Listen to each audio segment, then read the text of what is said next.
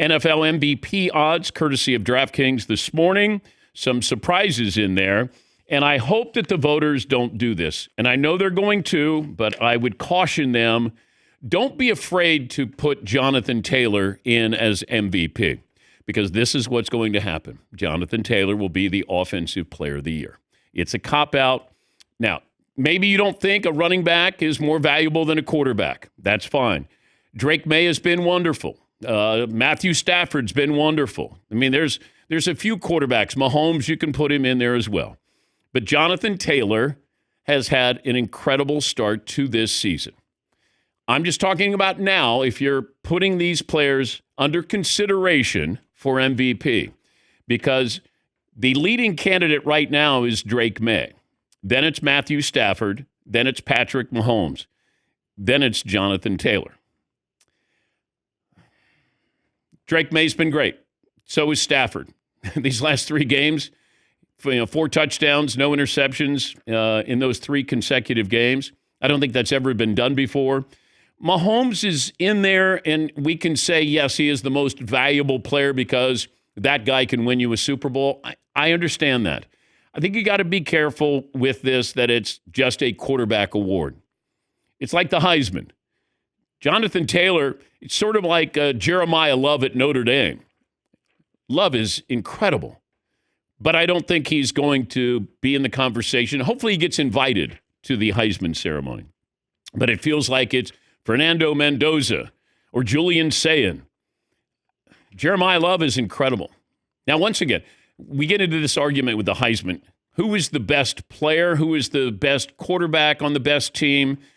And that's why, we tend to look at quarterbacks there. And the MVP, the cop-out is going to be NFL Offensive Player of the Year. But when you look at Offensive Player of the Year, there's no quarterbacks in here. So they can be most valuable, but they can't be the best offensive player.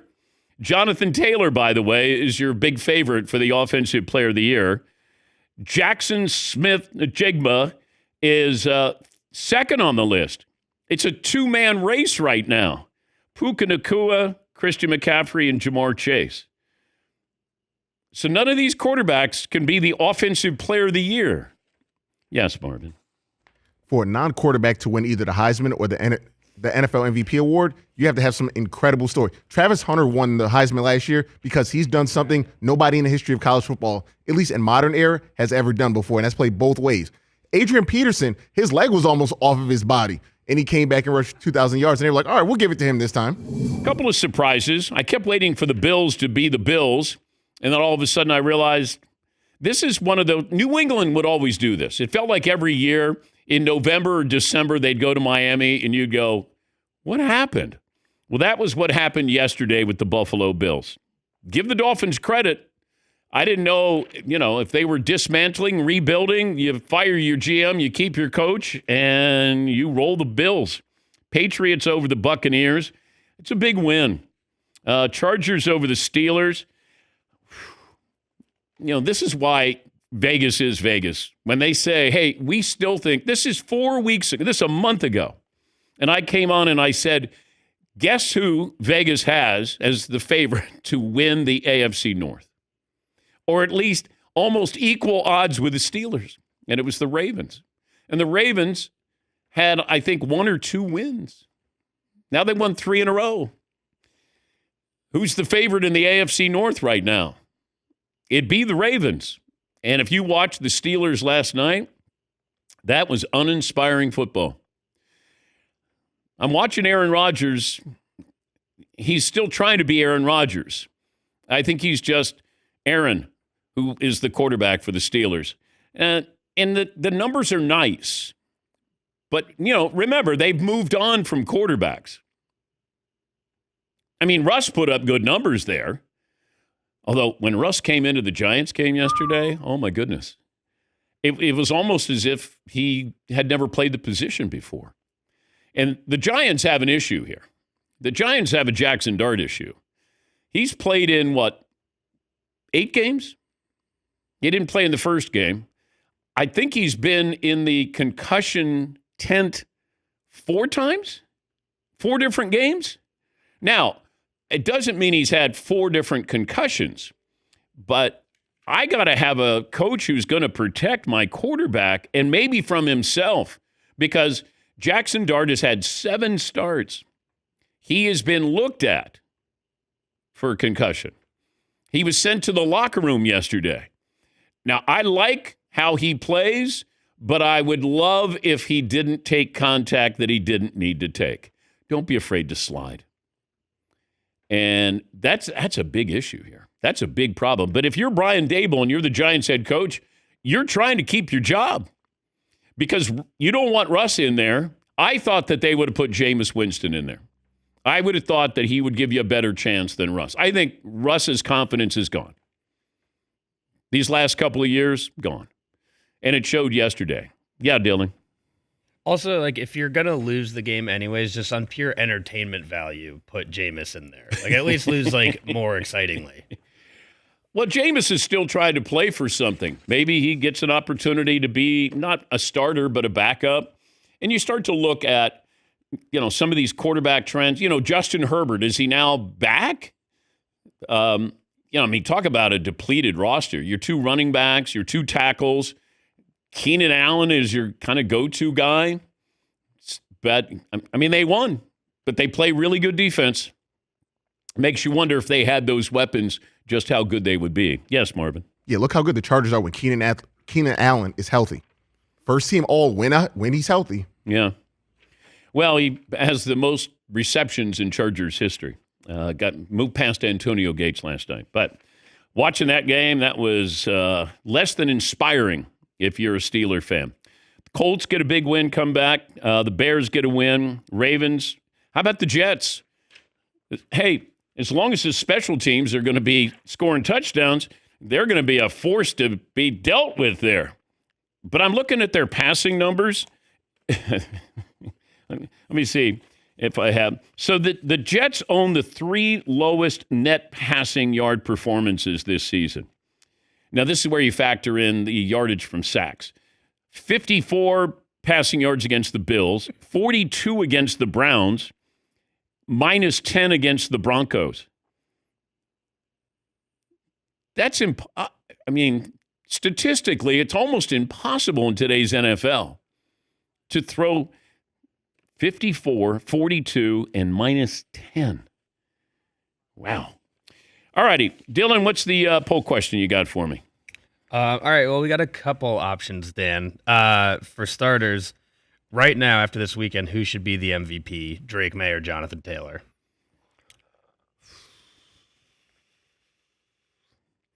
Well, which team do you believe in more? How about that one? Let me start with that. Which team do you think is are the Patriots the best team in the AFC? Are the Colts the best team in the AFC? Denver? People probably would say Kansas City just because of the history here.